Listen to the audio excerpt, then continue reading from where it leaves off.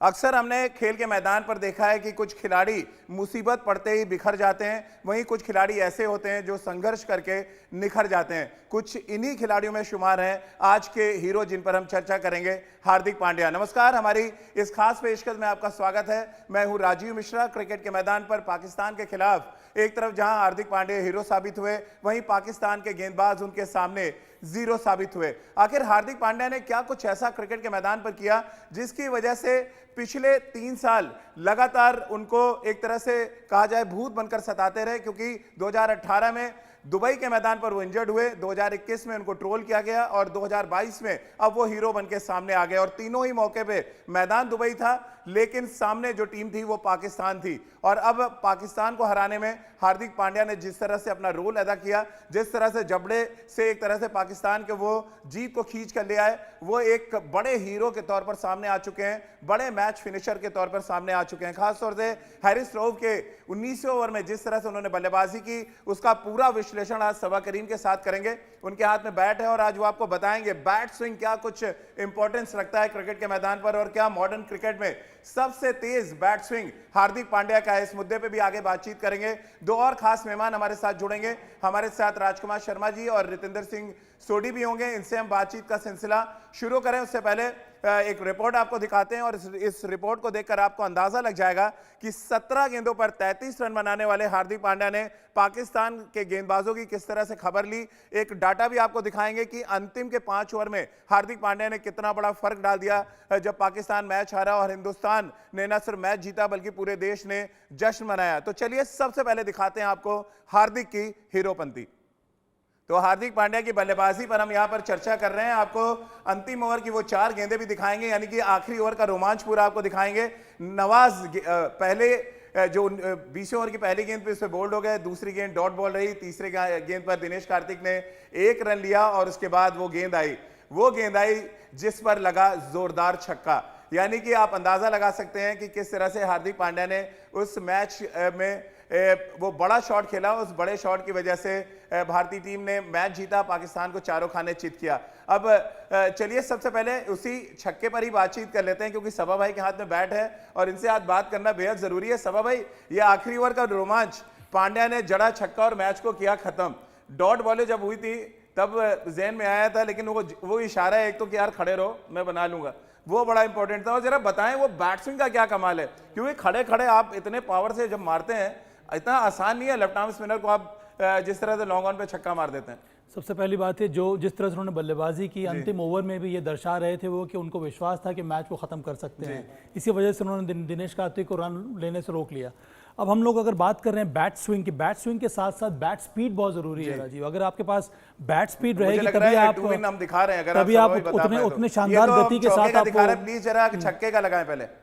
अब ये उन्होंने छक्का लगाया या फिर चौका लगाया। बैट स्पीड अगर आपकी तेजी से आती है, इसका मतलब है इसका 2 तरह का फायदा होता है आपको।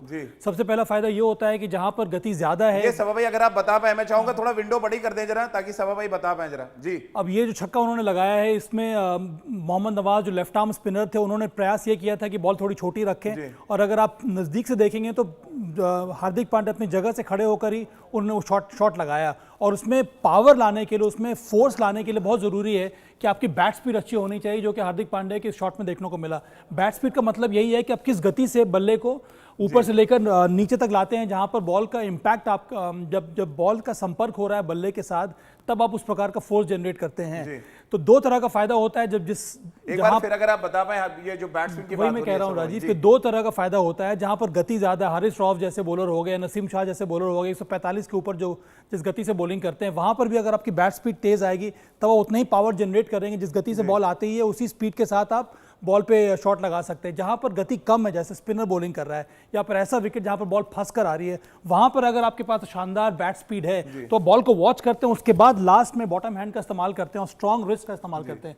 जिस तरह से विप, जिस तरह से बेत का इस्तेमाल किया जाता है, उस प्रकार का शॉट खेलने में आपको क्षमता हो जाती है। वही आप जरा बड़ा अच्छे तरीके से आप बता सकते हैं। और उसी प्रकार से यहाँ पर हार्दिक पांड्या ने ये छक्का भी लगाया, बॉल को वेट के जैसे लगा कि बॉल उनके रीच में नहीं है, पर थोड़ा दूर से ही खड़े होकर इन्होंने ये शॉट लगाया, जोरदार बैट स्पीड दिखाया, उसके साथ साथ स्ट्रॉन्ग बॉटम हैंड लगाया, जिसकी वजह से आसानी से उन्होंने लॉन्ग ऑन की बाउंड्री को क्लियर किया। तो ये फायदा होता है अगर आपके पास स्विंग के साथ साथ वो शानदार बैट स्पीड है जी। जो कि इस समय मुझे लगता है कि मॉडर्न डे क्रिकेट में बहुत कम बल्लेबाजों के पास नजर आ रही है। तो चाहे वो स्क्वायर द विकेट शॉट लगाने की बात हो या फिर सीधा शॉट लगाने की बात हो, अगर आपके पास वो बैट स्पीड है तो उसका आपको लाभ बहुत ज्यादा मिलता है। चलिए, हमारे साथ राजकुमार शर्मा जी और रितेंद्र सोडी भी इस समय जुड़े हुए, उनको भी इस चर्चा में शामिल कर लेते हैं। रितेंद्र, बैट स्विंग की बात हो रही है और वो आखिरी छक्का तो शायद ही कोई अब भूल पाए। 2 डॉट बॉले, दिनेश कार्तिक को कहा खड़े रहो मैं बना दूंगा। ये कॉन्फिडेंस की भी बात है और ये वही मैदान है जहां पे कॉन्फिडेंस टूटा भी था हार्दिक पांड्या का।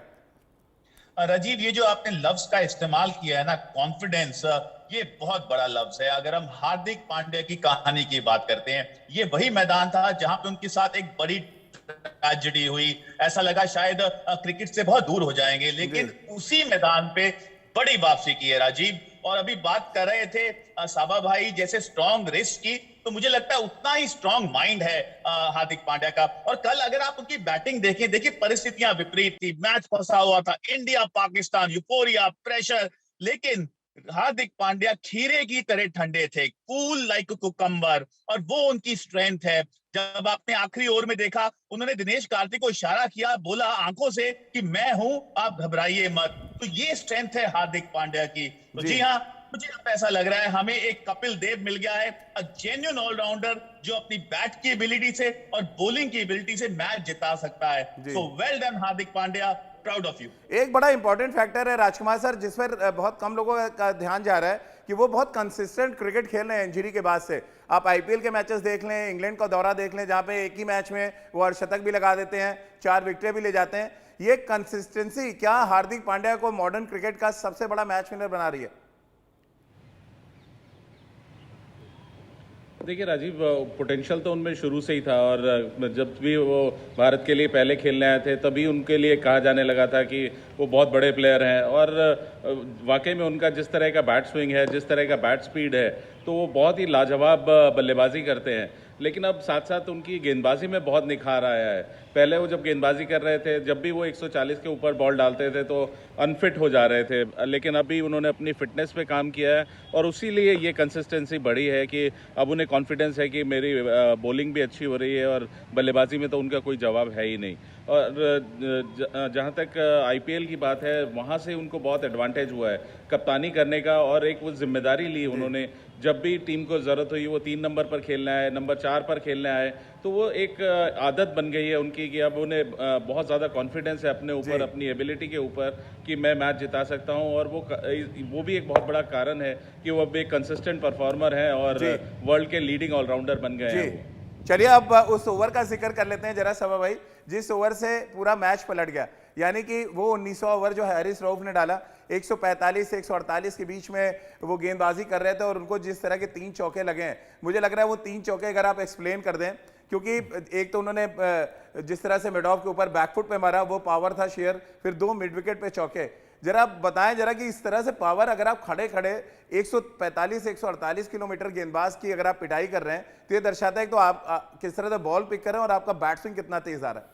इसका फायदा तभी होता है राजीव, हारिस रऊफ एक तेज गति के गेंदबाज हैं, उनका प्रयास यही था कि हार्ड लेंथ बॉल डाली जाए जहां पर थोड़ी बहुत उछाल मिले, और इस प्रकार की गेंदों को शॉट के सामने शॉट लगाना उतना आसान होता नहीं है। पर हार्दिक पांड्या इतने विश्वास के साथ वो बल्लेबाजी कर रहे हैं इस समय, और उनकी बैट स्पीड इतनी अच्छी है कि हार्ड लेंथ को बॉल के सामने शॉट लगाने के लिए बहुत जरूरी है कि आपका स्विंग। मैं बोलूंगा कि जरा इसको 2 विंडो करके दिखाएं जरा, जिस तरह सबा भाई एक्सप्लेन कर रहे हैं जी, इसका बैट स्विंग। और ये देखिए, ये वाला ठीक प्रकार से कनेक्ट किया नहीं, पर ये भी हार्ड लेंथ थी, यहाँ पर भी उन्होंने जोर से मारने का प्रयास किया, कोशिश यही थी कि मिड ऑफ को क्लियर करें, वो अलग बात है कि ठीक प्रकार से कनेक्ट किया नहीं। ये देखिए, ये जो शॉट लगाया, फिर से वही खड़े हुए थे, वही वाली लेंथ की बॉल आई थी, यहीं से उन्होंने बल्ला घुमाया, जोर से बॉटम हैंड का इस्तेमाल किया। और सबसे बड़ी बात है कि 2 फील्डर वहां मौजूद था, एक लॉन्ग ऑन पर और एक cows corner deep mid wicket में, वहां पर भी उन्होंने गैप ढूंढ लिया। तो ये जो 3 चौके लगाए, वहीं से मैच जो है पूरी तरह से भारत की तरफ आ गया।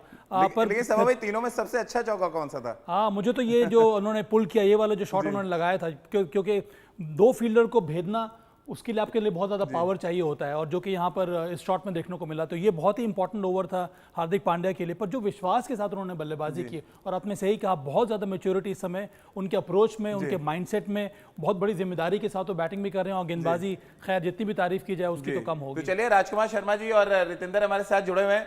राजकुमार सर, क्योंकि आप क्रिकेट के मैदान पे हैं, आमतौर पर इस तरह के शॉट्स बड़े कम, मतलब कोचिंग अगर मैनुअल पे जाएं तो कम देखने को मिलते हैं। कैसे आप देखते हैं जिस तरह से उन्होंने वो 3 चौके लगाए, हम सब तो ऐसा लग रहा था चेयर से खड़े हो जाएंगे जब मैच देख रहे थे। बिल्कुल हम लोग साथ में ही देख रहे थे राजीव, और बहुत मज़ा आया देखकर। स्पेशली पाकिस्तान के अगेंस्ट मैच था, बहुत नर्व्स को आपको कंट्रोल करना होता है, लेकिन ज़बरदस्त कॉन्फिडेंस है हार्दिक पांड्या को आजकल अपनी एबिलिटी पर, और उनकी टैलेंट पे कभी भी किसी को डाउट नहीं था, स्पेशली बल्लेबाजी में। और राजीव वाकई में उनके जो पावर है, जिस पावर से वो शॉट खेलते हैं, तो वो बहुत ही लाजवाब है, और अनडाउटेडली वो एक बहुत बड़े मैच विनर बन गए हैं इस समय भारत के लिए, कम से कम T20 फॉर्मेट में और वनडे क्रिकेट में। रितेंद्र, आप कैसे देख रहे हैं जिस तरह की शॉट सिलेक्शन थी हार्दिक की? 17 गेंदों पे 33, 194 का स्ट्राइक रेट। सभा भाई सबसे ज्यादा खुश होते हैं स्ट्राइक रेट देख के, आप कितने खुश हुए हैं? क्योंकि बीइंग ऑलराउंडर, गेंद और बैट्स अगर कोई एक साथ कंट्रीब्यूट करे, मैच जिता के ले जाए, और वो भी पाकिस्तान जैसे टफ टीम के खिलाफ, तो पूरे क्रेडिट तो आप देंगे, लेकिन वो 194 का स्ट्राइक रेट अंतिम के ओवर्स में बड़ा फर्क डाल गया। वो ग्राफिक भी हम दिखाएंगे आगे कि कैसे पाकिस्तान आगे था 2 सेशन में, तीसरे सेशन में हार्दिक पांड्या ने पूरा मैच बदल दिया। जी हाँ, बिल्कुल आपने ठीक कहा राजीव। देखिए यहाँ पे जो स्ट्राइक रेट हार्दिक पांड्या ने दिखाया है, हमें ये नहीं भूलना चाहिए, ये विकेट इतना आसान नहीं था, यहाँ पे इतनी आसान हिटिंग नहीं थी। आप शॉर्ट ऑफ लेंथ बॉलिंग कर रहे थे, बॉल थोड़ा सा स्पॉन्जी बाउंस के साथ आ रहा था, और उसको हिट लगाना कतई आसान नहीं था। हमने देखा तमाम बल्लेबाज, पाकिस्तान के हों, भारत के हों, हिटिंग बिल्कुल आसान नहीं थी, लेकिन Hardik Pandya made it look so very easy. तो ये हार्दिक पांड्या की राजीव क्लास है। देखिए अगर आप बॉलिंग में ऐसी परफॉर्मेंस देते हैं जहां पे आपने अंकुश लगाया, पाकिस्तान 170-80 रन कर सकता था, लेकिन हार्दिक पांड्या के वो overs were all very important, और उसके बाद आके ऐसी बल्लेबाजी करना, जी हाँ, मुझे लगता है हार्दिक पांड्या की ये performance one of the best performances in world cricket हो सकती है, क्योंकि जो इम्पैक्ट इस परफॉर्मेंस का है वो बहुत जबरदस्त है। बिल्कुल सभा भाई, बड़ा इंटरेस्टिंग आंकड़ा है जो हम सब देख पा रहे थे यहाँ पे। यानी पहले 2 सेशन में पाकिस्तान आगे है रन बनाने के मामले में, लेकिन तीसरे सेशन में जैसे ही हार्दिक पांड्या आते हैं, मैच का नक्शा वो पूरी तरह से बदल देते हैं। तो चलिए अब बल्लेबाजी को देखेंगे तो पहले बहुत ज़्यादा सिंगल डायमेंशनल थे, उनका प्रयास यही होता था कि इस पोजीशन में आ जाए, जो बॉल उनके रेंज में आए उसको एक ही क्षेत्र में मारे। पर अब अगर आप उनका वैगन व्हील देखेंगे तो विकेट के चारों तरफ वो शॉट लगा सकते हैं। तो बॉलर कुछ भी लेंथ डाले, अगर ऑफ स्टंप के बाहर है तो कट लगा सकते हैं, अगर ऊपर आए तो इधर वो शॉट लगा रहे हैं, अगर वो शॉट डाले तो फिर ये उनमें पावर है इस प्रकार के शॉट खेलने के लिए। तो उन्होंने ना ही केवल अपने विल पावर पर तो ध्यान दिया ही है, पर उसके साथ साथ अपने बल्लेबाजी पे मेहनत की, और उसके साथ साथ गेंदबाजी पे मेहनत की है। उस हार्ड लेंथ पर रेगुलर बॉलिंग करना उतना आसान होता नहीं है, और जिस तरह से उन्होंने कल के मैच में बाउंस उनको जो मिल रहा था, उसी की वजह से उन्होंने विकेट भी लिया है। तो दोनों ही रोल्स में, चाहे वो गेंदबाज के रूप में हो या फिर बल्लेबाज के रूप में हो, उन्होंने बहुत ज़्यादा मेहनत की है, फिटनेस के ऊपर काम किया है, और उसका नतीजा ये है कि इस समय हमें एक शानदार मैच विनर मिल गया है। राजकुमार सर, 30 सेकंड में किस तरह से आप देखते हैं जिस तरह से हार्दिक पांड्या ने वापसी कराई इस समय अगर हम बात करें, और जो दुबई का कनेक्शन हमने दिखाया, 2018 में स्ट्रेचर पे वापस गए, 2021 में ट्रोल हुए, और 2022 में इसी मैदान पर इसी ओपोनेंट के सामने हीरो बन गए। बिल्कुल राजीव, यही दिखाता है कि कितना मादा है, कितना टैलेंट है उनमें, और कितना सेल्फ बिलीव है। तो बहुत शानदार खिलाड़ी हैं, और एक बहुत मैं कहूँगा बहुत एक ऑलराउंडर जिसकी बहुत समय से भारत को तलाश है। उनके लिए पहले कहा जा रहा था कि इतनी जल्दी उनको इतना ऊपर रेट नहीं किया जाना चाहिए, कपिल देव से नहीं कंपेयर किया जाना चाहिए, लेकिन ग्रेजुअली उन्होंने मेहनत की अपनी गेंदबाजी पर, बल्लेबाजी वो शुरू से ही बहुत शानदार कर रहे थे। तो कुल मिला के एक बहुत शानदार ऑलराउंडर भारत की जिसको तलाश थी, शायद वो भारत को मिल गया है, और एक बहुत बड़ा मैच विनर है हार्दिक पांड्या आज भारत के लिए। चलिए राजकुमार सर, बहुत बहुत शुक्रिया आपका। सभा भाई आपका भी बहुत बहुत शुक्रिया, और रितेंद्र आपका भी बहुत बहुत शुक्रिया। और ये आंकड़े देखकर आप अंदाजा लगा सकते हैं कि हार्दिक पांड्या ने क्या कुछ इंपैक्ट डाला है। बड़े बड़े धुरंधर बल्लेबाज भारत और पाकिस्तान की टीम में खेल रहे थे। बाबर आजम का जिक्र हो रहा था, रिजवान का हो रहा था, रोहित शर्मा, विराट कोहली, इन सभी बड़े दिग्गज बल्लेबाजों को पीछे छोड़ते हुए ये आखिरी कॉलम जो आप देख रहे हैं, जहां पर बड़ा फर्क डाला हार्दिक पांड्या ने, 51 रन बनाए आखिर के 4 ओवर में, और बन गए मैच के हीरो। और इसीलिए हम कह रहे हैं कि हार्दिक की हीरोपंती ऐसे ही आगे आने वाले मैचेस में जारी रहेगी, तो भारतीय टीम एशिया कप उठाने से भारतीय टीम को कोई रोक नहीं पाएगा। तो हमारी इस खास पेशकश में फिलहाल इतना ही, लेकिन चलते चलते आपको छोड़ जाते हैं तीखी मिर्ची के साथ।